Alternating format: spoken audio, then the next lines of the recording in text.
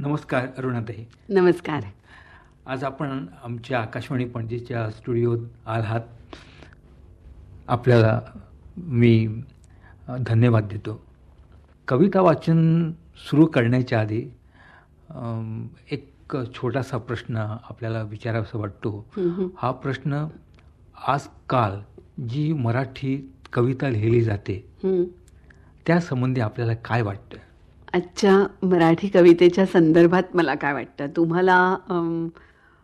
तुम्ही स्वतः त्याच्यावर नाराज आहात म्हणून विचारता आहात का तुम्हाला या कवितेची वेगळी वैशिष्ट्य जाणवली आहेत म्हणून विचारता आहात? म्हणजे असं म्हणता येईल की वैयक्तिकपणे मला असं वाटतं की आजकाल जी कविता लिहिली जाते, उदंड कविता लिहिली जाते, काही अंशी तिला स्वतःचा असा चेहरा नाही. आधीच्या काळात जे कवी लिहित होते त्या विशेष कालखंडात आपण सांगू शकतो की ही बोरकर यांची, ही कुसुमाग्रजांची, ना. ग. देशपांडेंची. तसं काही अलीकडे वाटत नाही. किंवा मधल्या काळात पाडगावकर, बापट, करंदीकर, त्याच्यापुढे आपले सुर्वे वगैरे, असं काही अलीकडच्या काळात वाटत नाही. त्यासंबंधी आपल्याला काय वाटतं? एक तर मला वाटतं याच्याकडे आपल्याला दोन बाजूंनी बघता येतं. एक म्हणजे संबंध आत्ताचं युगच असं आहे की माणसाचा स्वतःचा चेहरा हरवलेला आहे. ही आत्ताची कविता बिनचेहऱ्याची आहे असं म्हणता येतं आपल्याला, आणि तसं जाणवतंही. तुम्ही म्हणता तसं केशवसुतांच्या पासून आपल्याला कवींच्या नावाने ओळखले जाणारे मराठी कवितेतले कालखंड दाखवता येतात. मग ते गडकरी असतील, बालकवी असतील, माधव ज्युलियन असतील, तांबे असतील, बरोबर आहे, म्हणजे मर्ढेकर असतील. तसं अलीकडच्या काळामध्ये गेल्या 10, 12, 15 वर्षामध्ये तुम्हाला असं दिसेल की कविता संख्येने भरपूर झालेली आहे, निर्माण होते आहे, आणि तरी देखील तिला स्वतःचा असा चेहरा घेऊन कवी आपल्याला त्याच्यासमोर येत आहेत असं दिसत नाही. याचं एक कारण मी आत्ता म्हटलं तसं, व्यक्ती हीच जगण्याच्या सगळ्या प्रक्रियेमध्ये खूप नगण्य होते आहे.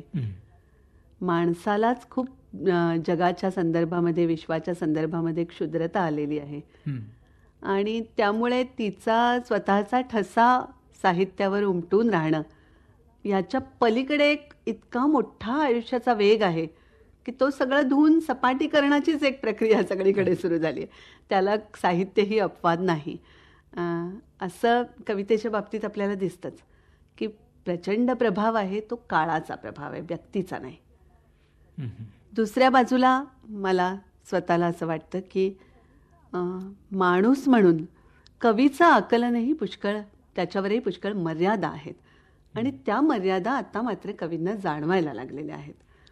म्हणजे झालंय असं की इतक्या वेगाने भोवताल बदलतं आहे, जागतिकीकरण आहे, यांत्रिकीकरण आहे, आणि या सगळ्यामुळे जे अनेक प्रश्न निर्माण होत आहेत त्यामध्ये खूप संभ्रमित झालेला जो माणूस आहे, त्या संभ्रमाचं प्रतिबिंब मात्र कवितेत पडलेलं आहे.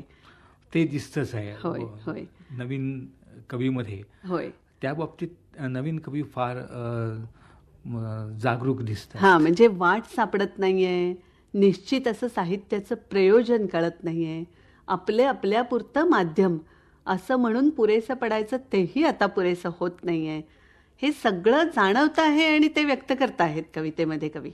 पण तुम्ही म्हणता तसं या सगळ्यामध्ये स्वतःचा चेहरा किंवा त्याची नाममुद्रा उमटवणं ज्याला म्हणतात, ते मात्र नव्या कवींच्याकडून घडत नाही आहे अजून.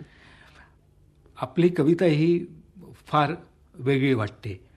म्हणजे त्या स्वतंत्र असं व्यक्तिमत्व असलेली अशी कविता, स्वतःचा चेहरा असलेली अशी कविता. आपण आपल्या काही कविता आता वाचून दाखवा. कवितेच्या बाबतीत मला थोडंसं सुरुवातीला बोलावंसं पण वाटतं. मी माझ्या कवितेचा प्रवास सांगत कविता वाचते. अगदी लहान होते तेव्हापासून आमच्या घरामध्ये जे वातावरण होतं त्याचा कुठेतरी माझ्या वाढण्याशी आणि कवितेशीही संबंध आहे निश्चितपणाने, की मी पुस्तकांच्या जगात वाढले. माझे वडील हे मराठीतले लेखक, संशोधक, डॉक्टर राचीम ढेरे, प्राचीन वाङ्मयाचे अभ्यासक, आणि त्यामुळे घरामध्ये पुस्तकं होती. म्हणजे आमच्या घराच्या भिंती या 25 वर्ष पुस्तकांनी भरलेल्या होत्या. आम्ही ते घर बदललं त्यावेळेला ती पुस्तकं जेव्हा उतरवली गेली तेव्हा घराच्या भिंतींचे मूळ रंग मी पाहिले. इतके त्या पुस्तकांचे रंगच आयुष्याला लागले. आणि पुस्तकं हे एक जिवंत अस्तित्व आपल्याबरोबर आहे, असाच तो आयुष्याचा एक भाग झाली. त्यामुळे मग त्यांच्या सोबत वाढले, शब्दांच्या सोबत वाढले. दुसऱ्या बाजूला सगळं भोवतालचं जग हे खूप छान आमच्या आयुष्यात ओवून देण्याचं काम घराने केलं. आणि त्यामुळे वडिलांच्याकडे लोक संस्कृतीचे एक पारंपरिक उपासक यायचे, त्यांची गाणी ऐकायला मिळाली. घरामध्ये आई आत्या जात्यावरच्या ओव्या म्हणत असत, त्यांच्यामधून एक पारंपरिक कविता कानावर पडली. ज्या भागामध्ये मी राहत होते पुण्यात नदीच्या काठाला, तिथे देवळांमधून चालणाऱ्या कीर्तन प्रवचनामधून पारंपरिक कविता ऐकायला मिळाली. पदं असतील, कीर्तनातली पदं असतील, स्तोत्र असतील. आणि दुसऱ्या बाजूला नव्या कवितेशी पण ओळख घरातल्या पुस्तकांच्या मधून झाली. त्यामुळे नवी आणि जुनी कविता ही दोन्ही सोबत घेऊन मी मोठी झाले. आणि त्याचा खूप परिणाम हा माझ्या कवितेवर असा आहे की मला असं वाटतं की ही एका मध्यबिंदूवर उभी राहिलेली कविता आहे की जिने पारंपरिकाचा हातही सोडलेला नाही आहे आणि जिला नव्याचाही हात जिने धरलेला आहे, अशी एक माझी कविता आहे. दुसरीकडे मला स्वतःला लिहिताना असं सतत जाणवत आलेलं आहे की कवितेत अभिव्यक्तीच्या घाटांच्या दृष्टीने नवं आणि जुनं असं काही असत नाही खरं म्हणजे. म्हणजे 700 वर्षांपूर्वीचे ज्ञानेश्वर ज्या वेळेला लिहितात की त्वचेची या राना धाडू नको मना, त्यावेळेला एखादी ही अशासारखी प्रतिमा ही अगदी आधुनिक कवींनी वापरावी अशी प्रतिमा आपल्याला दिसते आणि वापरलेली पण आहे. आणि जुन्या म्हणजे आजच्या काळात रूढार्थाने लिहिणारा आजच्या काळातला कवी किंवा आधुनिक काळात लिहिणारा म्हणून आधुनिक कवी असं आपण ज्याला म्हणतो, त्याची कविता ही आशयाच्या दृष्टीने संकेतांच्या दृष्टीने अतिशय पारंपरिक आणि जुन्यात जुनी शिळी असू शकते. बरोबर. त्यामुळे कवितेत नवं आणि जुनं या अर्थाने असू शकत नाही. मी सुरुवातीच्या काळातली एक कविता वाचते. कविता आहे पावसाची, पण प्रत्यक्षामध्ये आयुष्यातल्या सुखाचा किंवा अर्थाचा पाऊस असाच त्याचा एक प्रतिकात्मक अर्थ माझ्या मनात होता. आभाळ भरून हे घन ओथंबुन असे, आभाळ भरून हे घन ओथंबुन असे, प्रसवाचा उत्सव सजवित माती हसे, पाऊस तिच्या मांडीवर तान्हा होतो, पाऊस तिच्या मांडीवर तान्हा होतो, खोवून पीस मोराचे कान्हा होतो. हिमशुभ्र कळ्यांवर तमात झुकतो जेव्हा, पाऊस रसिक राधेचा राणा होतो. पानात डोलते पान चहूकडे हिरवे, रानात दाटते रान रान मन हरवे, पाऊस कुणा राव्याला दाणे देतो, तंद्रीत खुळ्या पाण्याला गाणे देतो, पंखांना देतो दिशा मोकळ्या दाही, पाण्याला पाऊस रत्न पैंजणे देतो. गीतांना देतो छंद फुलांना गंध, स्वप्नातून भरतो रंगरतीचे धुंद, पाऊस निळ्या अभिसारा लाघव देतो, अंजवळपणाला नवखे मार्दव देतो, सजणाच्या स्पर्शातून माळतो ऊन, शपथांना पाऊस ओले आर्जव देतो. पाऊस सोलतो हृदय कापतो नाती, पाऊस सोलतो हृदय कापतो नाती, घन व्याकुळ करतो एकांताच्या राती, पाऊस पिसाटा पदी सरारून येतो, पदरातील सारे शब्द हिरावून घेतो, आयुष्याचा अवघे तहानलेले होता, पाऊस टपोरा अर्थ ओंजळीत देतो. तर ही एक सुरुवातीच्या काळातली कविता. खरं म्हणजे मी कविता लिहित असताना हळूहळू इतर मराठीतल्या मोठ्या कवींच्या कविता वाचत होते आणि सुरुवातीच्या काळातली हौस असते, शब्दांशी खेळणं असतं, आपला आपलाच एक रियाज म्हणूया असा चालू असतो आणि भाषेवरची तुमची एक पकड असते. या सगळ्या दृष्टीने पहिलं लेखन हे आपण तसं म्हटलं तर तुमचं कवितेशी खऱ्या अर्थाने नातं सुरू होण्याच्या आधीचं लेखन असतं. आणि मग ते जेव्हा एकदा माध्यमाशी तुमचं नातं निर्माण होतं त्यावेळेला मग आपल्या कवितेचं प्रयोजन काय ह्याचा विचार कधीतरी कुठलाही लेखक कवी करतोच. मम्मटांनी सांगितलेली कवितेची प्रयोजनं मला आठवतात की यशसे अर्थकृते व्यवहार विदे शिवेत रक्षतये सद्य परनिवृत्तये कांता संमिततयोपदेशयुजे. तर ह्याच्यापैकी काहीच नाही. पण मला माझ्या शोधाची ज्या वेळेला गरज वाटते की स्वतःच्या मनात काय चाललं आहे, आपल्या मनाच्या तळाशी जाण्याची जेव्हा आपल्याला ओढ निर्माण होते, त्यावेळेला त्याच्या शोधाचं माध्यम म्हणूनच आपण कवितेचा वापर करतो, हे माझ्या लक्षात आलं. बरोबर. आणि एका बाजूला ह्या आत्मशोधाचं माध्यम असलं तरी दुसऱ्या बाजूला आपल्यामध्ये बाहेरचं जगही प्रतिबिंबित होतच असतं. त्यामुळे बाहेरच्या जगाकडे जाण्याचीही तीच आपली एक अटळ अशी वाट निर्माण होते. आणि मग या अंतर्बाह्य चाललेल्या आपल्या समजुतीच्या पातळीवरच्या शोधाचं एक अतिशय प्रभावी आणि एकमेव असं माध्यम असं म्हणून शेवटी कविता आपल्या हातामध्ये राहते. मी एका मोठ्या वाड्यामध्ये वाढले आणि खूप प्रकारच्या बायका, काकू, माम्या, मावशा, वहिन्या असं आपण ज्यांना म्हणत असू, अशा वेगवेगळ्या वयाच्या, वेगवेगळ्या घरांमधल्या, आर्थिक परिस्थितीमधल्या अशा इतक्या वेगवेगळ्या प्रकारच्या बायका माझ्या भोवती होत्या. निरनिराळ्या सणा उत्सवांच्या निमित्ताने त्यांनी गायलेली गाणी मी ऐकत होते, त्यांची नेहमीचे आयुष्य पाहत होते. आणि या सगळ्यामधून माझ्या लक्षात आलं की मला हळूहळू भारतीय स्त्रीचा चेहरा कळतो आहे, ज्याची खूण आज स्त्रीमुक्तीचं वारं इथे येऊन 25 वर्ष झाली तरी सुद्धा अजून सोशिकपणा आणि समजूत हीच आहे. अजूनही भारतीय स्त्रीचा चेहरा मी समजते की तो सोशिक आणि समजूतदार असाच आहे. आणि ते त्याचं लक्षण हळूहळू लक्षात येत गेलं. आणि मग आपण वाढत असताना जे जे पाहत आलो त्याच्या पार्श्वभूमीवर मी या बायकांच्याकडे पाहत आले. 2 परंपरेतल्या स्त्रियांच्या विषयी मी स्वतः गद्यातूनही पुष्कळ लिहिलं आणि ऐकत पण पुष्कळ आले होते. त्या म्हणजे एक रुक्मिणी विठ्ठलाची आणि दुसरी जनाबाई.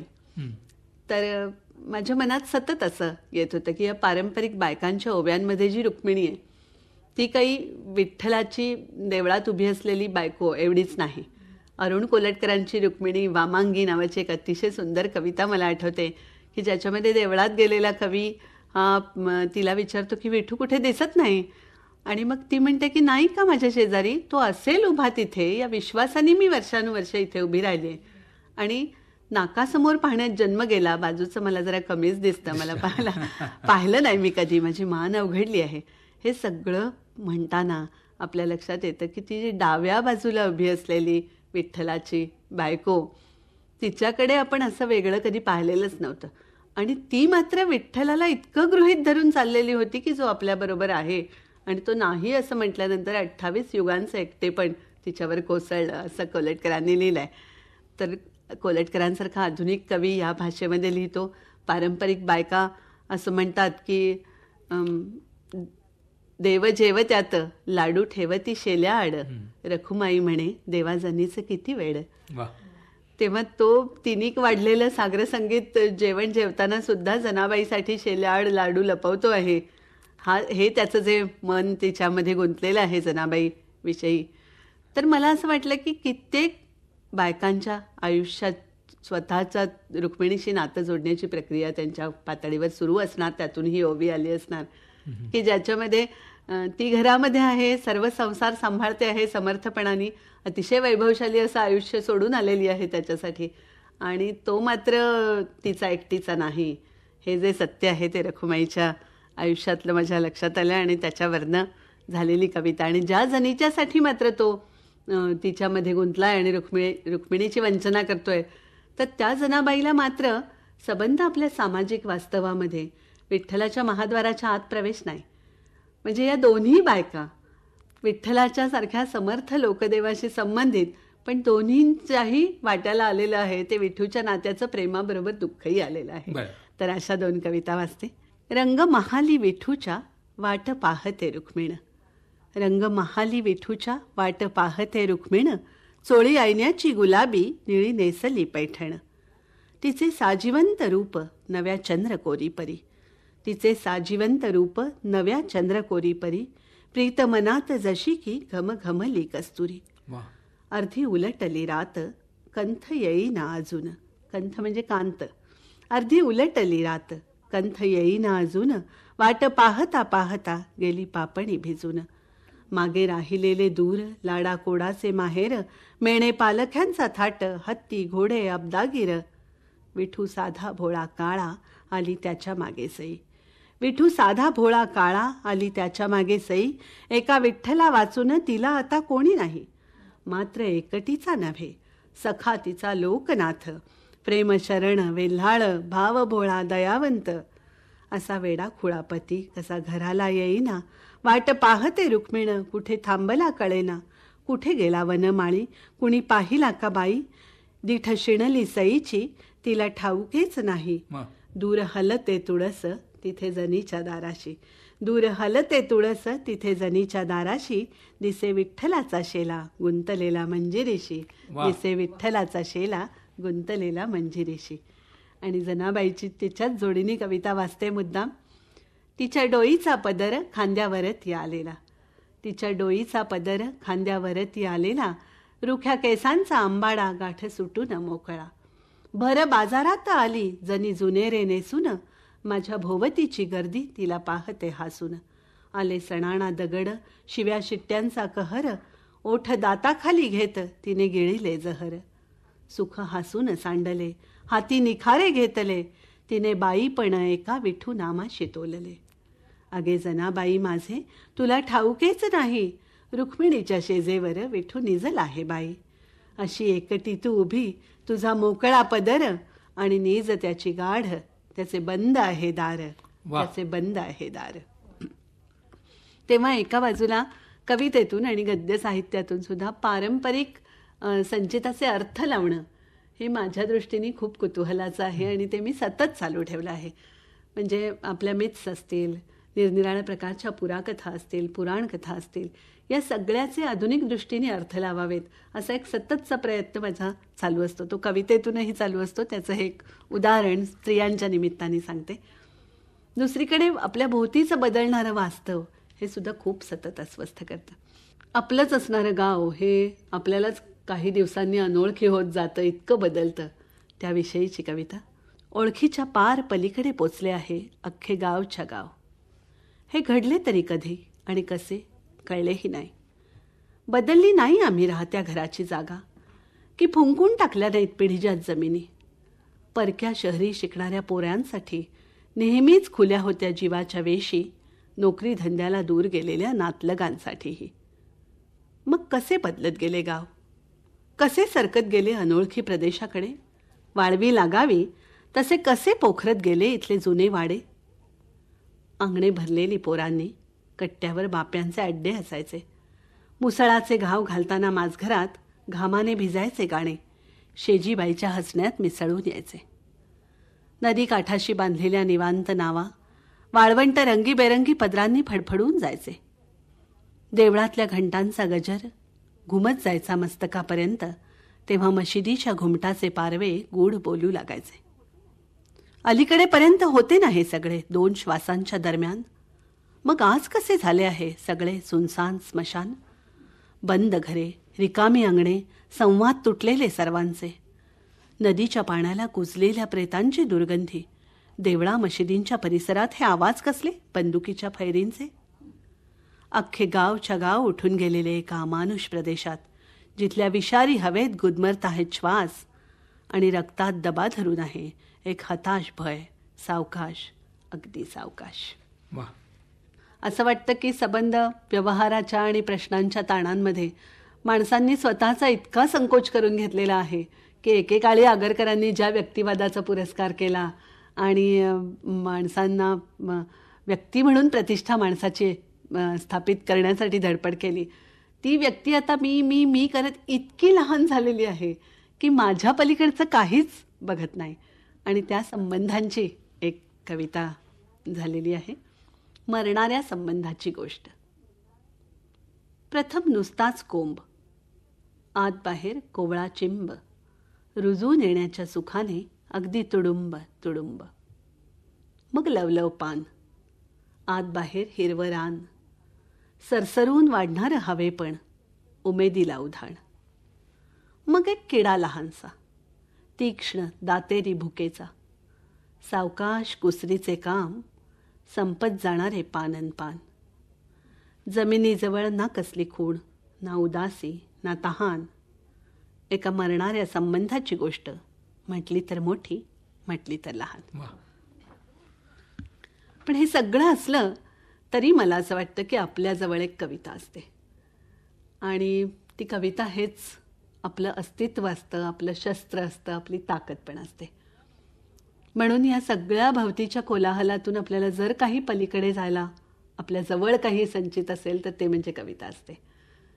आणि मी आज तर नेहमी असं म्हणते की लेखक म्हणून मी माझ्या आनंदाचं म्हणूया, लिहिण्याच्या आनंदाचं तळं हे शुद्ध ठेवणं आणि त्याच्यासाठी लढाई करणं हे माझं स्वतःचं कर्तव्य मानते.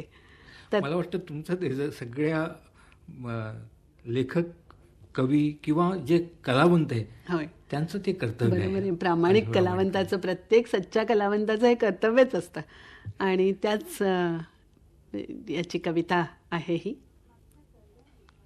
मागच्या करड्या दिवसांवर रेंगाळणारे सगळे गुंते सोडवीत नेटाने, मिळवीन म्हणते मी एखादा ताजा श्वास नवेपणी. कुंद ओल्या जगण्यामधून वाट काढत चालेन म्हणते मी जीव लावून दूरपर्यंत अनवाणी.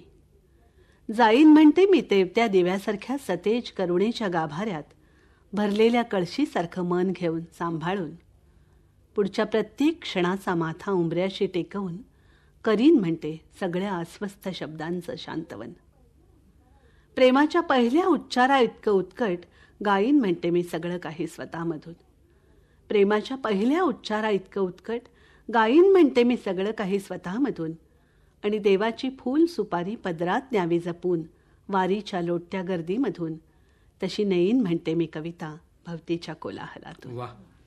अरुणाताई, मला वाटतं की आपण आपल्या कवितेचा एक जो पट जो आहे तो आमच्यासमोर आपण उलगडून दाखवला. त्याबद्दल आकाशवाणीच्या वतीनं मी आपला आभारी आहे. धन्यवाद.